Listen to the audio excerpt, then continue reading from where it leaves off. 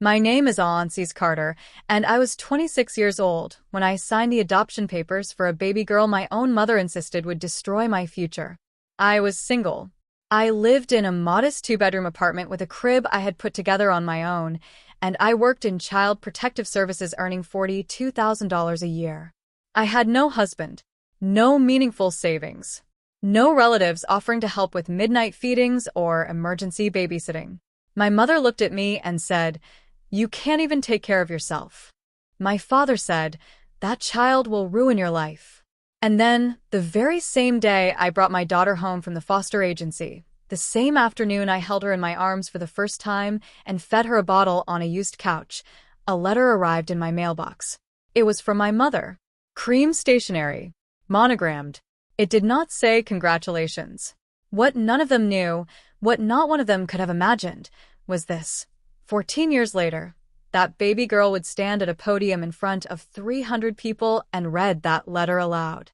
Welcome back to Calm Drama Stories, where we share stories about quiet courage, hard truths, and the kind of justice that never has to shout. If this one touches something in you, leave a comment and subscribe, because even now, telling it makes my hands shake. Before Lily, before the letter, before all of it, I was a caseworker. I worked for the County Child Protective Services office out of a beige building with fluorescent lights that buzzed louder when it rained. My desk always had 3 piles of manila folders, one for active cases, one for pending reviews, and one for the children I could not stop thinking about after 5 o'clock. I was good at my job. I knew exactly what a stable home looked like on paper. I could identify a bad placement before the meeting even ended. By the time I was 25, I had written 50 home studies. I knew the system well enough to believe in it most days, and I had also seen it fail enough children to stop believing in it blindly. I was 24 when my gynecologist told me I had stage 3 endometriosis. She said it gently, in that calm professional tone doctors use when they know the information they're giving you will not pass with time. She explained the implications. I asked if I could still have children. She told me it was unlikely. She said I should think seriously about my options sooner rather than later. I didn't tell my parents for 6 months. When I finally told them, it was over Sunday dinner, somewhere between salad and roast. My mother set down her fork and said, "Well, maybe that's God's way of saying you're not meant to be a mother." She said it the way some people say grace, like she was handing me wisdom. My father reached for the bread basket. My sister Stacy stared at her plate. I drove home that night with the windows down and both hands locked around the steering wheel. I didn't cry. The next morning, I went to work. I opened a manila folder. Inside was the case file of a newborn girl surrendered at Regional Medical 3 days earlier. No next of kin. No permanent placement yet. I read it twice. Then I read it a third time. Something shifted in me. Not dramatically. Not with thunder or tears or some movie scene revelation. Just quietly. Like a lock turning in a door I had forgotten existed. It took me 4 months to complete a home study on myself. I knew the checklist by heart because I had applied it to hundreds of families before. Background check. Financial records. Home inspection. Personal references. I asked my supervisor, Margaret Hayes, to write one of them. She laughed and said, "I've been waiting for you to ask." When my approval finally came through, I decided to tell my family. I chose Sunday dinner again. I still don't know why. Maybe because that dining table was the only courtroom my mother truly respected. I waited until everyone had food in front of them. Donna, at the head of the table. Richard across from me. Stacy beside her husband Greg, who was already cutting into his chicken. "I've been approved to adopt," I said. "A baby girl from foster care. Her name hasn't been chosen yet. Matching is next week." Silence. Donna lowered her fork slowly, deliberately, the way she always did when she wanted every eye in the room on her. "You can't even take care of yourself, Francis." My mother never yelled. That was the unsettling thing about her. She didn't need volume to control a room. She could say the cruelest thing in a voice so calm everyone else stopped breathing. Richard shook his head. "That child will ruin your life. Think about what you're doing to this family." I looked at Stacy. She was staring at her napkin. "She's not a problem," I said. "She's a baby." Donna leaned back in her chair. And what am I supposed to tell people at church? That my daughter is raising someone else's problem? She is not someone else's problem. She is. And you're choosing this over everything we've built. I folded my napkin, set it on the table, stood up, and walked out. No one came after me. The drive home took 37 minutes. I know because I watched every minute of it pass in silence. I didn't turn on the radio once. Let me tell you about my sister. Stacy married Greg Miller at 23. By 25, they owned a house thanks to the $40,000 down payment gift Donna and Richard gave them. Donna made sure everyone at church knew about it. When Stacy got pregnant with her first child, my mother hosted a baby shower with 40 guests, matching decorations, and a 3-tier cake. She cried during the toast. "My baby is having a baby," she said. Everyone clapped. When Stacy had her second child, Donna moved in for 2 weeks to help. She cooked. She cleaned. She folded laundry. She told anyone willing to listen that being a grandmother was the greatest joy of her life. For me, there was no shower, no celebration, no meal train, no card, just a letter. And not one of love, not one of joy. One that told me, in every possible way, not to come back. 2 weeks after that dinner, Stacy called me at 11 p.m. Her voice was low, almost whispering, like she was hiding in a closet. "Frances, I'm sorry. I really am. I wish I could help, but you know how Mom is." "But Mom is what?" She won't let this go. And if I get involved, she'll turn on me too." "So, you're not getting involved?" A long silence. "I just can't be in the middle of it." "You are in the middle of it, Stacy. You always have been. You just picked a side." She didn't answer. I hung up. Stacy got 40 guests and a 3-tier cake.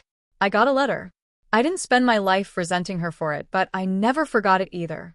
Forgiveness and memory are not the same thing. A person can make room for both. The day I adopted Lily was a Thursday in March. It rained that morning, the soft, steady kind of rain that makes the entire world feel slower. I wore flats and a navy cardigan. I packed the diaper bag the night before, Checked it 3 times. then checked it again at 5:47 in the morning because I couldn't sleep. Margaret drove me. She said she didn't trust me to drive on a day like that, and honestly, she was probably right. The foster agency was inside a converted office building on Prospect Street. Beige walls, fluorescent lights, familiar government quiet. A caseworker named Diana met us with a smile. "You ready?" she asked. "I've been ready for 2 years." They brought Lily in wrapped in a white blanket. 7 pounds, 4 ounces.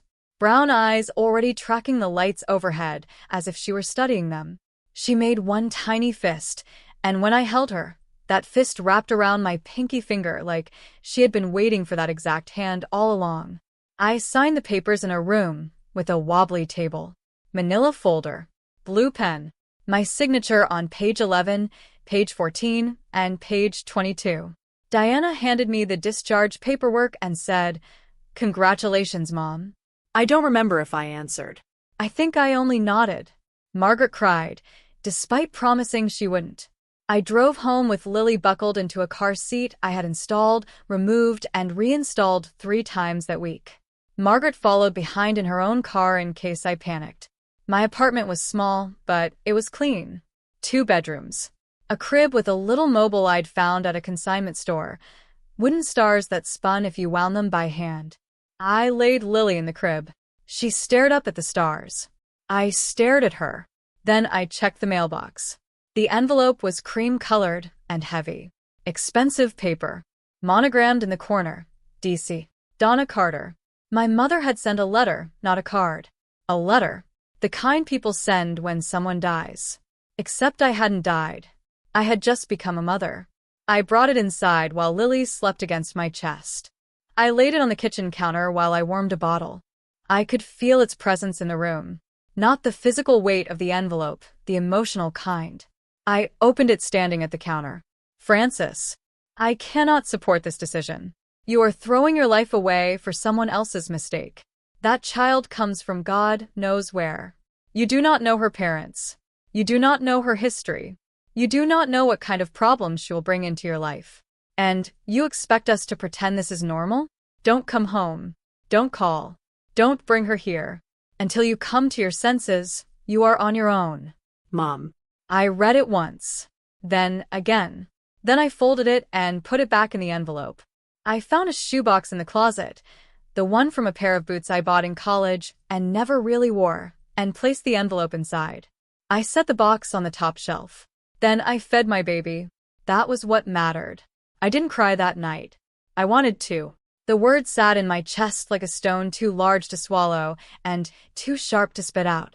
But Lily needed a bottle at midnight and another at 3:15, and by the time the sun came up, exhaustion had pushed tears aside. I told myself I would deal with the letter later. Later turned into 14 years. The first year was the hardest of my life, and I had already survived some hard years. There was no family dropping by with casserole dishes. No grandmother calling to ask if the baby slept through the night. No aunt offering an afternoon so I could nap. Daycare had a 3-month waiting list. I returned to work after 8 weeks because I had used up my leave and the county didn't make special allowances for single adoptive mothers. For the first 2 weeks, Margaret kept Lily in her office until a spot opened at the community daycare on Elm Street. $16 a day. $160 a fortnight I honestly did not have. Lily had colic. Not the mild kind. The kind that began at 6 in the evening and stretched until 2 in the morning. I walked the hallway of my apartment building in socks, bouncing her against my shoulder, humming nonsense songs because I was too tired to remember the real ones. One night my neighbor from 4B knocked on the door around midnight. "Can you keep that baby quiet? I'm trying to sleep." I'm trying, I said. "Try harder." I closed the door and kept walking. Margaret started leaving frozen casseroles outside my apartment once a week. No notes. Just Tupperware and mercy. Christmas came. Donna hosted dinner for 14 people. I wasn't invited. Stacy texted, "Merry Christmas, Francis. Miss you." I didn't answer. I bought a 2-foot artificial tree from the dollar store and put one ornament on it, Lily's first. A small silver bell Margaret gave us. Lily was 9 months old and sat in her high chair staring at that ornament like it held every secret in the universe. The shoebox stayed on the shelf. I never opened it. I didn't have to. I knew it was there the way you know where an old scar lives under your skin. The second year wasn't easy, but it was easier. Lily slept through the night at 13 months, and I felt like I had been reborn the same week. Daycare moved her into the toddler room. Her teacher said she was curious, social, always pointing at things and waiting for someone to name them. I got promoted to senior caseworker. It came with a small raise, enough that I stopped checking my bank account every single morning. Then I found a foreclosure listing on the county website. Birch Lane. 2 bedrooms. 1 bathroom. A backyard with a fence that looked like it might collapse if someone sneezed too hard. The bank wanted $68,000. I offered $62,000. They accepted. Margaret helped me move. She carried boxes while I carried Lily on my hip. "You're building something, Francis," she said. "I'm just buying a house." "No," she said. "You're building something." I replaced the fence myself. Painted Lily's room pale yellow. Installed a bookshelf because she was already tugging every spine loose whenever we went to the library. Her first word was Mama. She was 14 months old, standing in the kitchen with both hands gripping the edge of the counter while I washed dishes. She said it once clearly like she had practiced. I shut off the water, picked her up, held her against my chest. "That's right," I whispered. "I'm Mama." From then on, every night before bed, I told her, "I chose you, Lily. Before you could walk, before you could talk, I chose you. And I would choose you again." She didn't know what the words meant yet, but she knew the voice. That year Richard sent me a birthday card. Mine, not Lily's. There was no note inside, only his signature. I put it in a drawer and forgot about it. Some doors don't open again. Some were never open in the first place. Lily was 5 when a teacher asked me to come in for a conference, and for the first time in my life, a school meeting did not involve concern. Mrs. Huang sat across from me, with Lily's reading assessment on her desk. She had that expression people wear when they have good news, but aren't quite sure how to deliver it. "Miss Carter," she said, "Lily is reading at a 4th grade level." She's in kindergarten. I know, Mrs. Huang said. That's why I called you in. I sat there for a moment without speaking because for 5 years I had carried around the weight of people who claimed that this child would ruin me, and now here was a teacher in a classroom lined with alphabet posters telling me my daughter was years ahead of where she was expected to be. Is that a problem? I asked. Mrs. Huang smiled. It is absolutely the opposite of a problem. Lily had friends too. She shared crayons without being asked. She helped a little boy named Marcus tie his shoes every morning because he still struggled with the loops. She knew she was adopted. I began telling her when she was 3, using words small enough for her to carry. You grew in another mommy's tummy, I would tell her, but you grew in my heart. One night while I tucked her in, she said, but you're my real mommy. I brushed her hair away from her forehead. Always. Even if you were in someone else's tummy. Especially then? Especially then, I said. Because I didn't have to choose you. I got to choose you. She thought about that for a moment, then pulled the blanket up to her chin. Okay, she said. Can we go to the library tomorrow? We went every Tuesday. That was our ritual. Our holy thing. Tuesday afternoons at Millbrook Public Library, sitting in the children's section with a stack of books taller than either of us could comfortably carry home. She was 5. She was wonderful, and nobody in my family had ever met her. The phone rang on a Wednesday evening when Lily was 6.5. She was at the kitchen table coloring. I was making spaghetti. Caller ID flashed one word I hadn't seen on my screen in 4 years. Mom. I turned the burner down and stepped into the hallway before answering. Frances, she said. It's your mother. I know. I've been thinking. Maybe it's time I met her. I closed my eyes and leaned back against the wall. Her name is Lily. I know what her name is. Do you? Because the last time you spoke about her, you called her someone else's mistake. Silence. Then, I just think maybe I should meet her. But Frances, people in town don't really know about the situation. I was thinking somewhere private. Maybe the park. Just us. Somewhere private? Yes. Without labels. I let the words sit there between us. Labels. You know what I mean. I do, I said. You don't want to be called grandmother. I just think it's too soon for all of that. It's been 6 years, Mom. Exactly. It's complicated.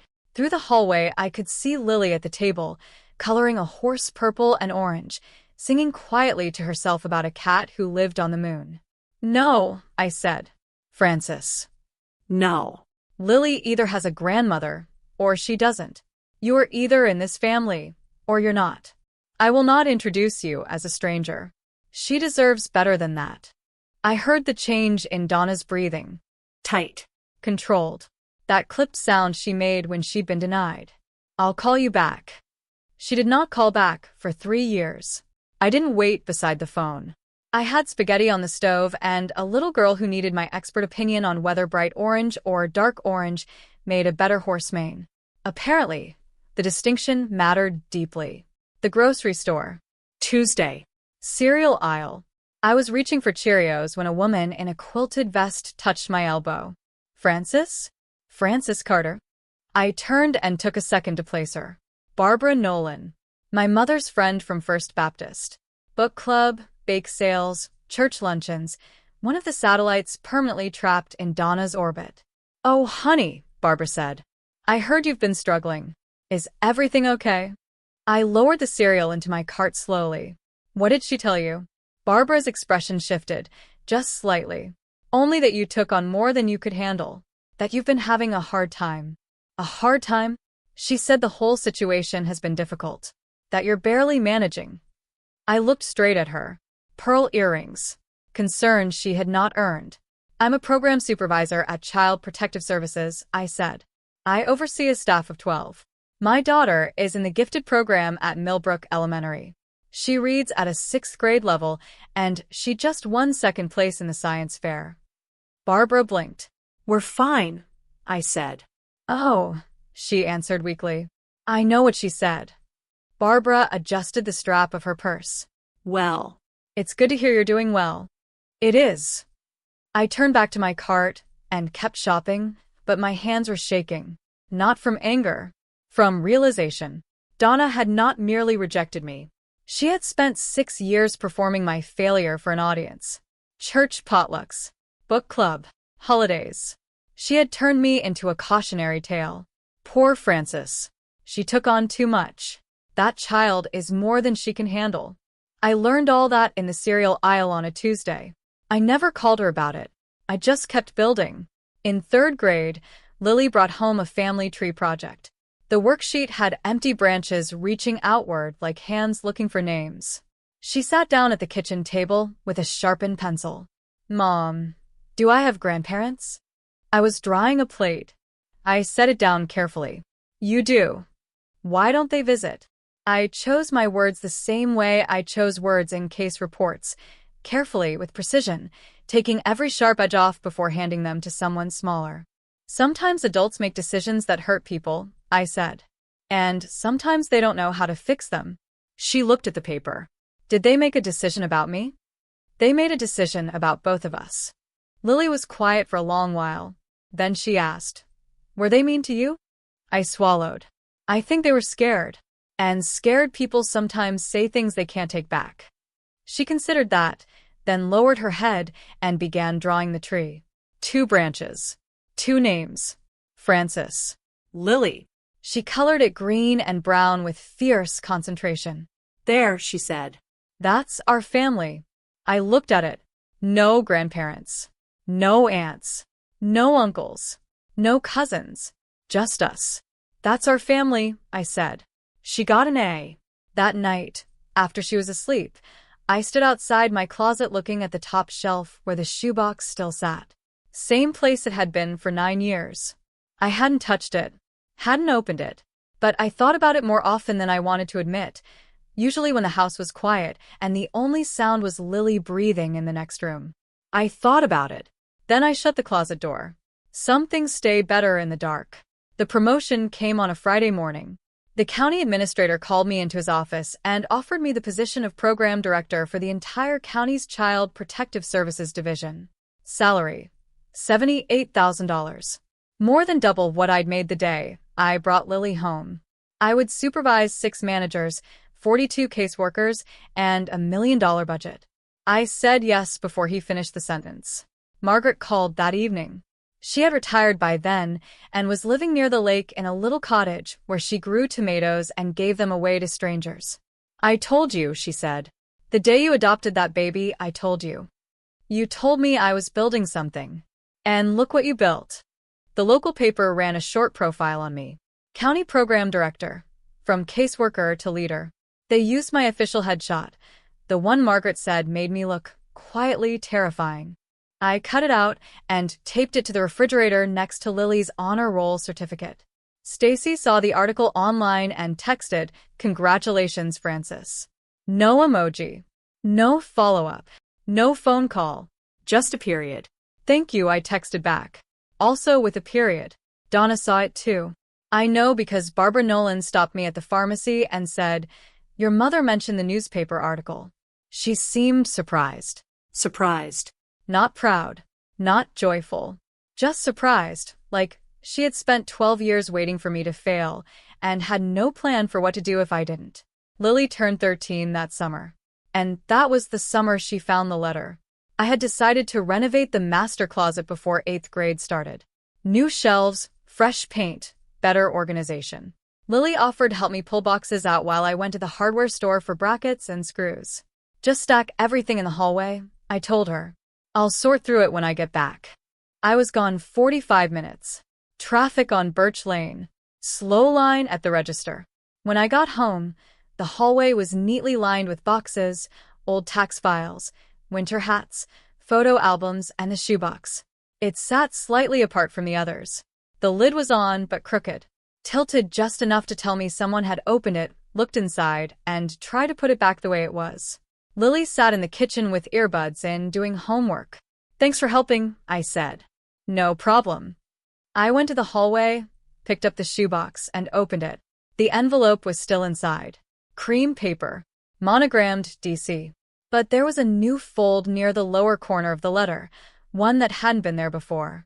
The kind that appears when someone grips a page too tightly. Someone had read it. I looked into the kitchen.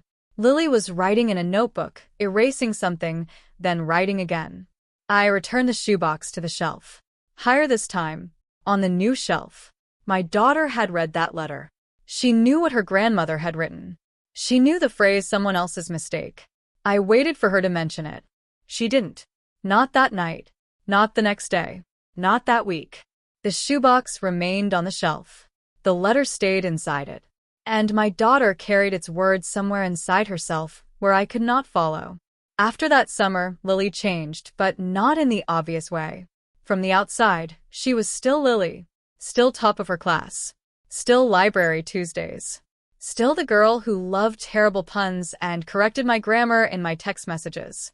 But underneath, something had shifted. She began asking questions. Not about school. Not about friends. About me.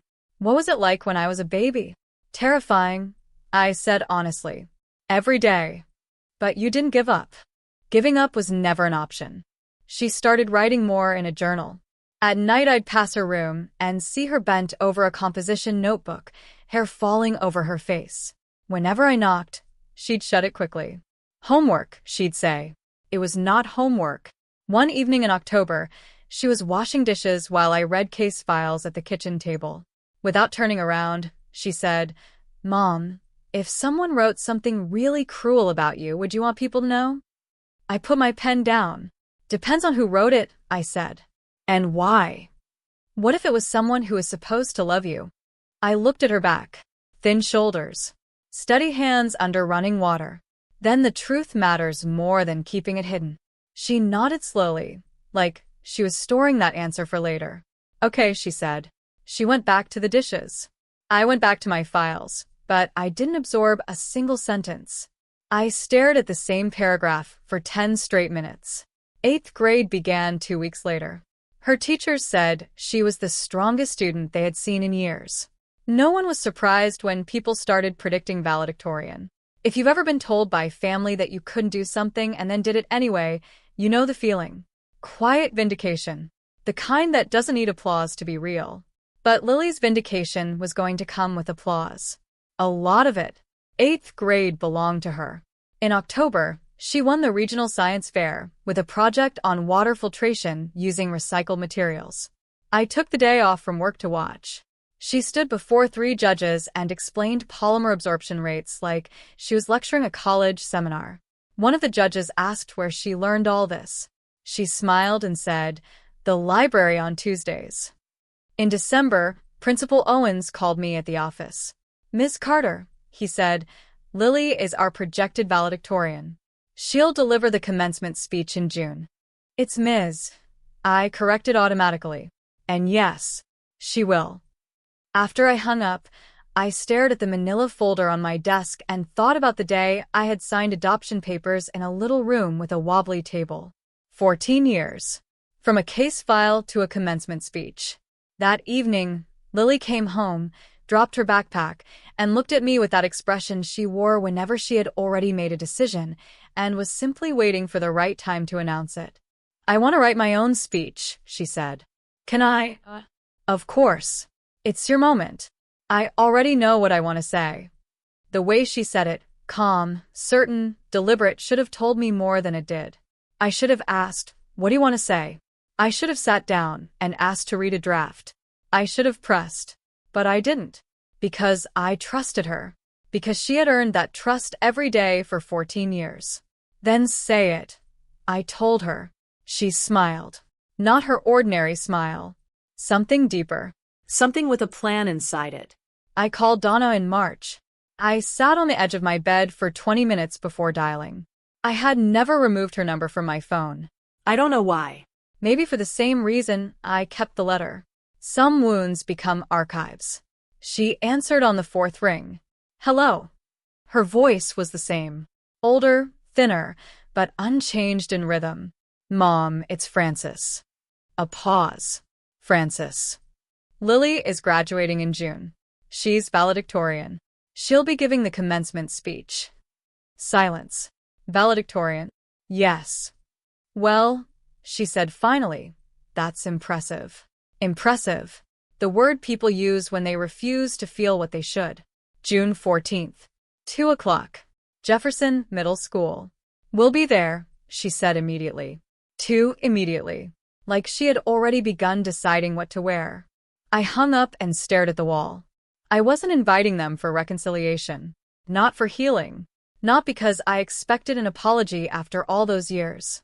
I invited them because Lily deserved to look out at a full room. And maybe, if I'm honest, because some part of me wanted them to see with their own eyes what they had walked away from. That evening I told Lily, I invited your grandparents. She turned around slowly in her desk chair. Good, she said. They should come. She said should, not could. It landed differently. Are you okay with that? I asked. I'm okay with it. Then she turned back to her desk and closed her notebook. I stood in the doorway for a second longer than necessary. Donna prepared for that graduation like it was a social event of consequence. I heard about it from Stacy, who called for the first time in months, not to celebrate, but to warn me. Mom's being weird about this, she said. She's always weird. No, I mean extra weird. She's telling everyone she's reconnecting with you. She isn't. I know, but she bought a new dress. She told her book club that her granddaughter is valedictorian. I said nothing. She used the word granddaughter, Francis. I let that sit. She's acting like she's always been involved. She hasn't. I know. Silence. Are you coming? I asked. The kids have soccer. It's a Saturday. I know. Tournament. I almost laughed. Stacy had spent 14 years collecting excuses like coupons. Kids are sick. Long drive. Greg has plans. Bad weather. Soccer tournament was just the latest. I understand, I said. I'm sorry, Francis. I know. I ended the call. I wasn't angry anymore. Anger requires expectation. And I had stopped expecting anything from Stacy a long time ago. The next week, Barbara Nolan stopped me at the post office. Your mother is so excited about the graduation, she said brightly. She told the whole book club, said Lily takes after the Carter side. Smart as a whip. I looked at Barbara for a beat too long. Donna was claiming credit now. For the same child she once refused to meet. For the same child she once called someone else's mistake. My mother bought a lavender dress for the graduation of a girl she had rejected for 14 years. She would wear it like armor. Lily worked on her speech every night for 3 weeks. She sat behind her closed bedroom door with a composition notebook and pen. Sometimes I heard her reading aloud, not practicing for performance, but testing rhythm, shaping the sound of what she meant. I knocked once. Need help? I've written speeches for work. She opened the door halfway. No, Mom. This one's mine. Fair enough. I let it go. She was 14. It was her moment, her voice. I had raised her to own her words, and I wasn't going to hover now. But I noticed things. She went through old photo albums, the grainy pictures from our early years, taken on a cheap camera because better equipment wasn't in the budget. Lily in her crib. Lily on a blanket in the yard. Lily at the library. Lily in a shopping cart. Lily with applesauce all over her face. At dinner she asked questions that sounded casual but weren't. What was the foster home like? Small. Clean. They took good care of you. How old was I when you first held me? 3 days. Did anyone help you? In the beginning? Margaret. Only Margaret. She nodded, then scribbled something on a napkin and tucked it into her pocket. One night, I passed her room on the way to bed. The door was cracked just enough for me to see her sitting at the desk with something cream-colored in her hand. An envelope. That envelope. DC. I kept walking. My stomach dropped, but my feet did not stop. I lay awake for a long time that night watching the ceiling fan turn. My daughter had the letter. She was building something of her own with it. And whatever she intended to do, she had earned the right. June 14th arrived hot. 82 degrees by noon. I ironed Lily's white dress at the kitchen table while she ate pancakes. She was calm. Too calm. Not restless. Not jittery. Not distracted. She ate like it was any other Saturday morning. Nervous? I asked. No. She dabbed syrup from the corner of her mouth with a napkin. I know exactly what I'm going to say. Steam rose from the iron as I pressed the collar. I watched her through the drifting heat. Good, I said. We drove to Jefferson Middle School in my Honda. The parking lot was already crowded. I found a spot near the back beside a minivan with balloons tied to the antenna. The double doors were propped open because the gym air conditioning was never enough for a June graduation. Then I saw the silver sedan. My mother's car, parked in the second row, close to the entrance. I turned off the engine but didn't move. They're here, Lily said. Not a question. They're here. She adjusted her cap using the visor mirror, smoothed her gown, and checked her pocket with a quick practice touch. That was when I noticed it. The outline of the envelope. I looked at her. She caught me looking and held my gaze. Brown eyes. My daughter. 14 years of my life looking back at me with a certainty I had not taught her because she had built it for herself. Ready, Mom? She asked. Ready. We walked in together. Margaret was already there, third row center, saving me a seat. Coral blouse. Tissue in her purse. Pride all over her face. Wouldn't miss it, she said. Lily disappeared backstage. I sat down, folded my hands, and waited. Donna and Richard entered the gym like they belonged there. Donna first, in the lavender dress, her hair freshly styled in the kind of salon blowout she usually saved for Easter and Christmas Eve. Pearl earrings. Perfect lipstick. Richard behind her in a navy blazer and pressed khakis. They walked right down the center aisle to the front row. Of course they did. Not third row. Not somewhere quiet. Front row. Left side. 3 seats in. Donna smiled at people. Waved at a few. She moved through a crowd the same way she always had. Chin lifted, shoulders back, as if she were not attending but presiding. Margaret leaned toward me. Those your parents? In theory, I said. Donna turned and scanned the room until she found me. Third row. Our eyes met. She gave me a small stiff nod, not warm, not cold, just performative acknowledgement. Richard lifted a hand halfway in a weak little wave. Then Donna leaned toward the woman beside her and said, loud enough for several rows to hear, Our granddaughter is the valedictorian. Our granddaughter. Like possession was something she could recover by pronouncing it in public. Margaret's hand settled on my arm. Steadying. Warm. The ceremony began. Principal Owens welcomed everyone. The national anthem was sung. A student played violin. Awards were handed out. Parents clapped and whistled and lifted phones to record moments they would later watch in grainy clips. Then Principal Owens stepped to the microphone and said, And now, our valedictorian, Lily Carter. Donna sat up straighter. I stopped breathing. Lily walked to the podium like she was entering a courtroom. Back straight. Chin level. White dress visible beneath the blue gown, collar pressed exactly the way I had ironed it that morning. She set a single sheet of paper on the podium, then the cream envelope. She adjusted the microphone down. She looked over the audience, all 300 faces, and found me first. Third row center. She smiled. Small. Private. Mine. Then she looked at Donna. Held that look half a second longer. Not hostile. Not affectionate. Certain. Good afternoon, she said. My name is Lily Carter. I'm 14 years old, and I want to talk about family. Her voice was clear. Steady. Not one tremor. She thanked her teachers. Her classmates. Principal Owens. The school board. The custodian who opened the science lab early so she could run experiments before first period. Then she paused and set aside the page. But there is one person I need to thank more than anyone else. My throat tightened. I thought I knew where this was going. I didn't. My mom adopted me from foster care when she was 26 years old. She was single. She had no family support, no husband, and almost no savings. She signed papers in a room with a wobbly table and a manila folder while a caseworker told her, Congratulations, Mom. The room went still. This was no ordinary valedictorian speech anymore. My mom worked 50-hour weeks for the county. She took me to science fairs, library programs, and doctor appointments. She read to me every night until I was old enough to read back to her. She made scrambled eggs every morning and packed notes in my lunch that I still keep in my desk drawer. I didn't know she kept the notes. I didn't know. She did all of that alone because her family chose not to help. The word chose landed like something solid dropped into water.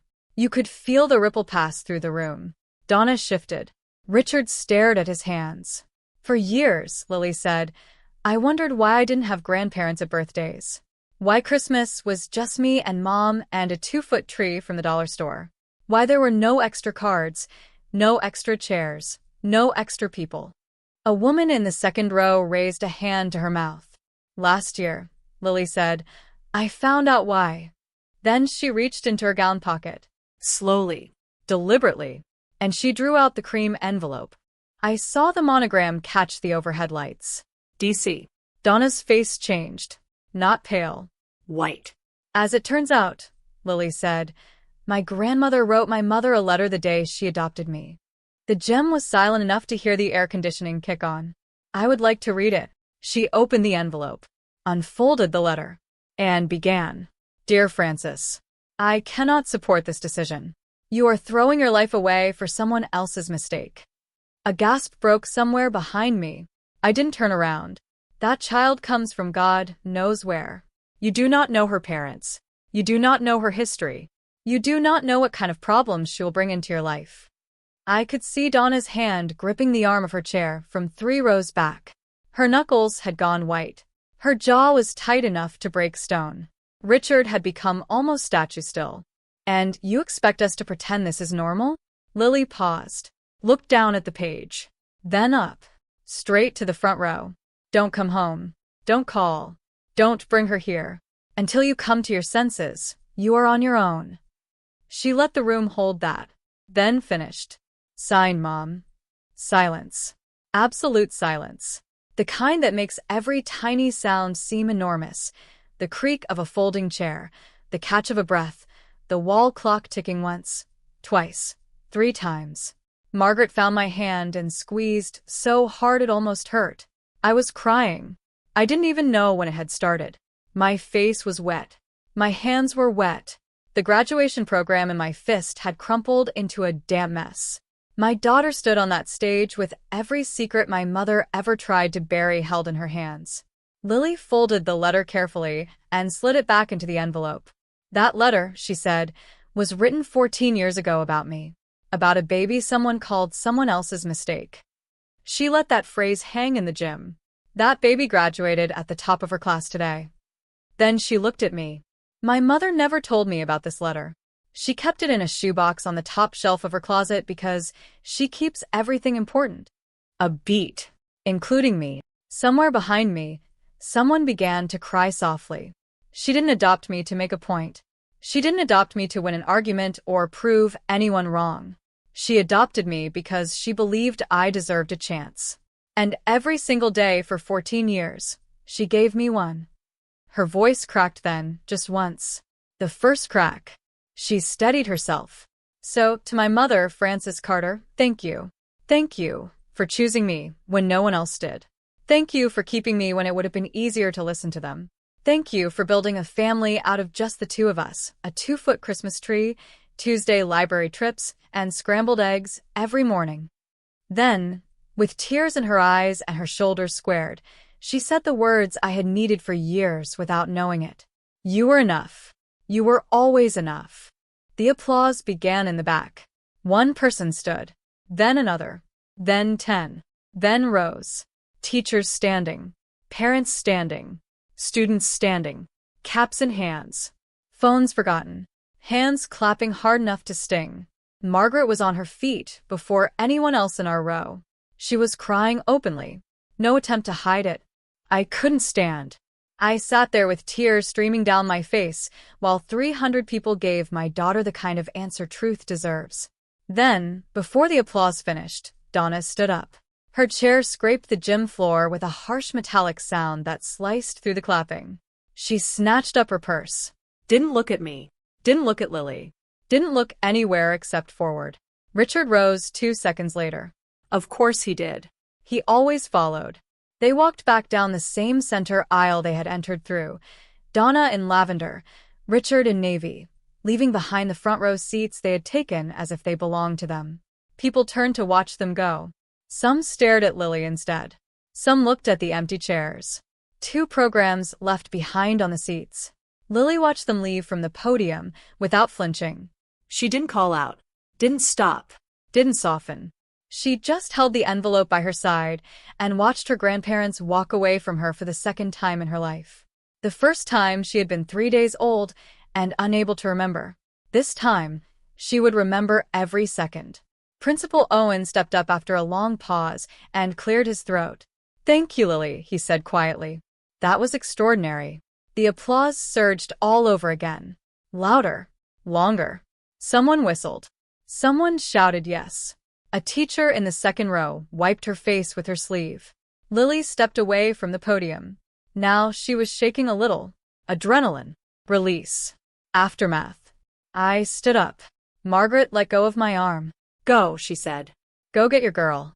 I found Lily backstage between a folding table and a rack of spare gowns. The moment she saw me, she ran. Cap crooked. Gown swinging. She hit me full force, and I caught her. 14 years old, and still somehow small enough to fit under my chin.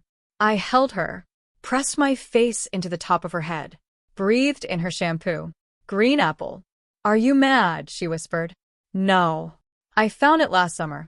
In the shoebox." "I know. You knew." I saw the box had been moved. She pulled back to look at me. "Why did you keep it?" "Because it reminded me why I couldn't go back," I said. "And why I had to keep moving forward." She swallowed. "Was it too much? Reading it up there?" I put both hands around her face. "That letter was yours too, Lily. She wrote it about both of us." She nodded once, hard, then buried her face against me again. Margaret appeared around the corner, wiping her eyes. "That," she said, "was the best graduation speech I have heard in 30 years around schools, and I am not exaggerating." Other people came over after that. Parents. Teachers. One father with tears in his beard shook my hand and said, "Your daughter is remarkable." "I know," I said. Lily still held the envelope. She never let go of it once. At 7:43 that evening, Donna called. I let it ring through to voicemail. The message lasted 1 minute and 12 seconds. I listened while Lily showered upstairs. There was no apology in it. Only fury. "How could you let her do that, Francis? How could you sit there and let that child humiliate us in front of the whole town? That was private. That letter was between you and me. You had no right to let her read it out loud. I will never forgive you for this. Never." She hung up without goodbye. I deleted the voicemail, poured a glass of water, Drank it slowly. My mother had heard her own words spoken aloud by the child they were written about, and her only pain came from being heard, not from what she wrote, from who finally read it. Margaret called at 8. "Half the county is talking about the speech." I sat down. Talking? A parent posted a video. It's on the school page. A video? 400 views already. I closed my eyes. "Francis," she said softly, "are you okay?" "I think so." Stacy texted at 9:15. I saw the video.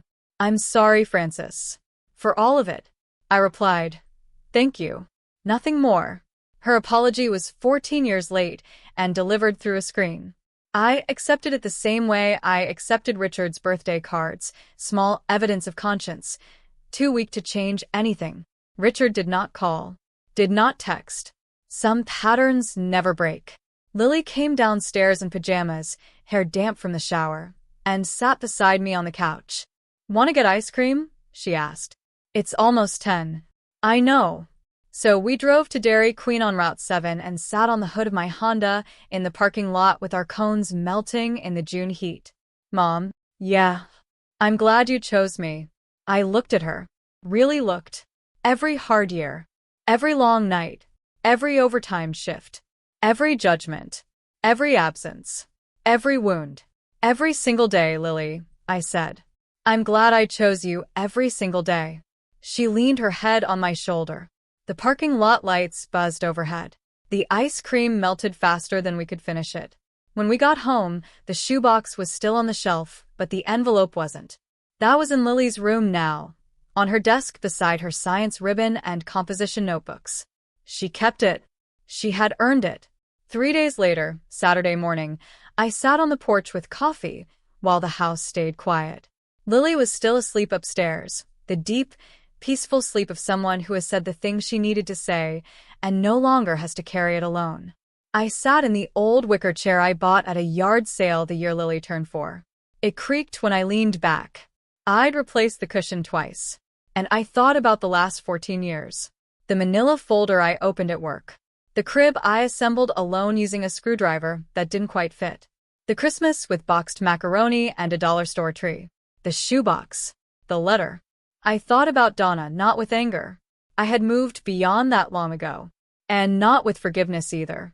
I wasn't there, and I wasn't sure I needed to be. What I felt was clarity. The kind that comes after a storm when you step outside and see exactly what survived. My mother wrote that letter because she believed she controlled the ending. She folded it, sealed it, stamped it, dropped it in the mail. She thought she was writing the final word. 14 years later, her granddaughter opened it and read it into a microphone. Same words, different hands, different ending. I never called Donna back. Not because I wanted revenge. Not because I was bitter. But because I was finally at peace. There was nothing left to prove. Nothing left to ask for. Some doors close because you lock them yourself. Some doors close because the person on the other side walks away. And some were never truly open at all. Family is not simply the people who should love you. It is the people who choose to. At 9 o'clock, Lily came downstairs, hair messy, eyes half closed. "Scrambled eggs?" she asked. "Scrambled eggs," I said. And that's my story. 14 years. One letter. And a daughter who said aloud what I never could. If this reminds you of someone who chose you when no one else did, hold on to them. And if you want, I can also do a second rewritten version with even more polished emotional/dramatic style, or an exact tighter word count version next.